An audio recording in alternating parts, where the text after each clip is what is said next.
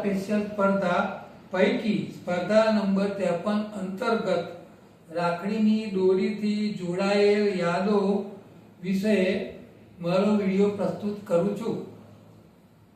બેન, આજે રક્ષાબંધન છે, ખબર છે ને?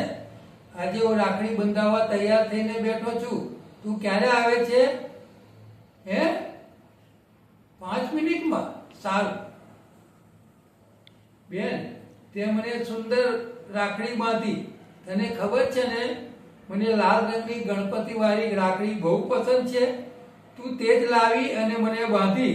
મને ખૂબ આનંદ થયો। બેન, તને આશીષ આપું છું, તું સદા સુખી રહે, તંદુરસ્ત રહે। બેન, એક વાત કહું, તને યાદ છે આપણે નાના હતા અને અમે બંને નાના ભાઈઓ તારી પાસે પ્રથમ રાખડી બંધાવવા ઝઘડતા હતા અને તું હંમેશા નાના ભાઈ અનિલને જ પ્રથમ રાખડી બાંધતી।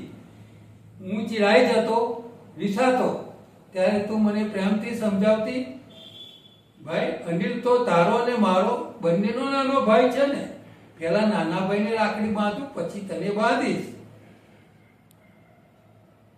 શું તને તારો નાનો ભાઈ અનિલ ભાલો નથી?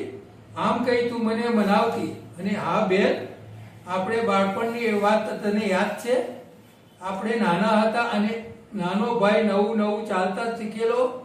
રક્ષાબંધનના દિવસે ભાંખોડિયા કરીને તારા ખોળામાં બેસીને કાલી ગાલી ભાષામાં બોલતો, મને રાખડી બાંધને બેન, કેવું સારું લાગતું તું નહીં? બેન, આપણે કેવા ખુશ થતા હતા। હવે આ દુનિયામાં આજે તે નથી। ગઈ સાલ રક્ષાબંધનના દિવસે તે પ્રભુની પાસે ચાલ્યો ગયો। બેન, મને ભાઈની ખૂબ યાદ આવે છે।